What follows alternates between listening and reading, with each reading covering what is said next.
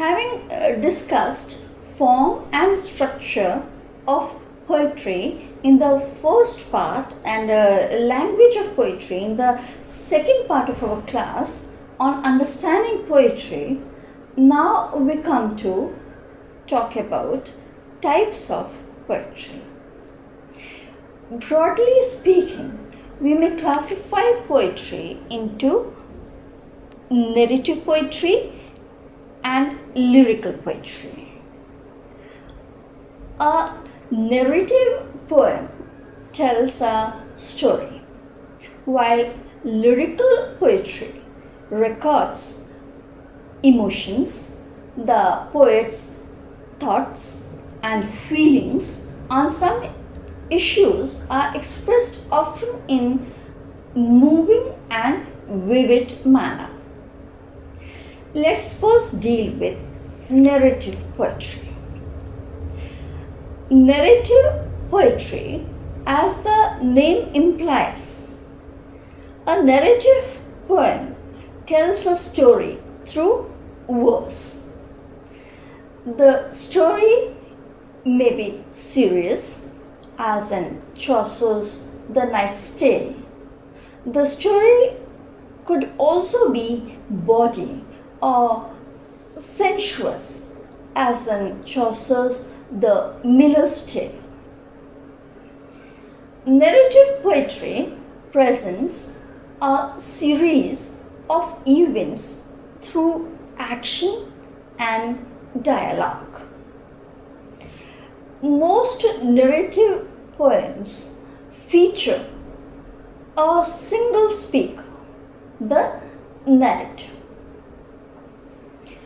Plot, character, setting, and conflict are some elements of narrative poetry. The story could be one long, unbroken, continuous verse, or could be divided into stanzas and verses.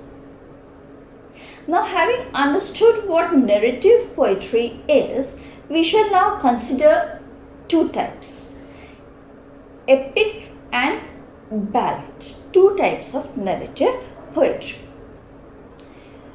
What is epic?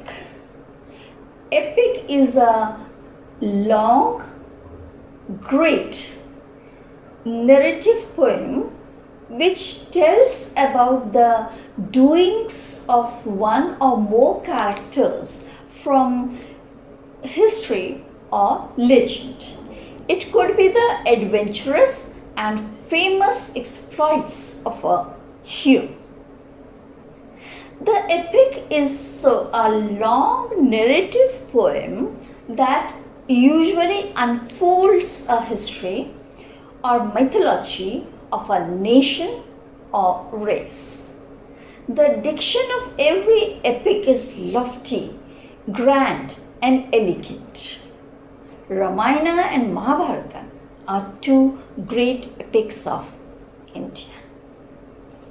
The epic details the adventures and deeds of a hero, and in so doing tells the story of a nation. Epic poetry is the oldest form of poetry, dating back to classics like the Iliad and Beowulf. The following are the characteristics of an epic poem. We would be taking one by one. First is descriptiveness.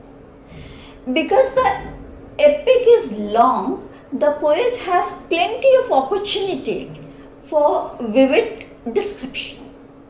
For example, Milton in Paradise Lost took much time to describe the shield and spear of Satan.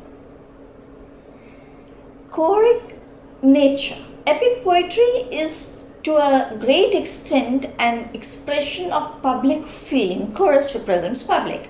That is, the thought and the feelings of some large group or community are represented.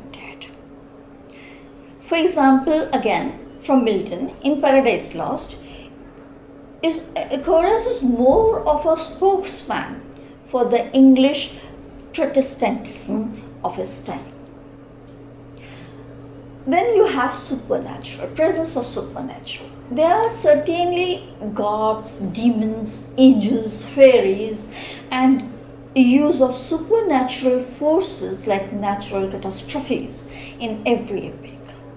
In Paradise Lost, Milton, we find loyal angels under the command of God and Satan with other fallen angels in hell. Then invocation of a muse is another important point to remember. The poem begins with the invocation of a muse to inspire the poet. The poet prays the supernatural to provide him the suitable emotion, creativity, or diction to finish the poem. High seriousness is again an important point. The subject matter of the epic is always very serious. The epic poets are usually too ambitious. They aim at setting an indestructible standard in their works. What is the purpose of writing epic? The poet's foremost purpose in writing an epic is to give a moral lesson. Morality is again an important point. The poems are therefore carefully and greatly planned.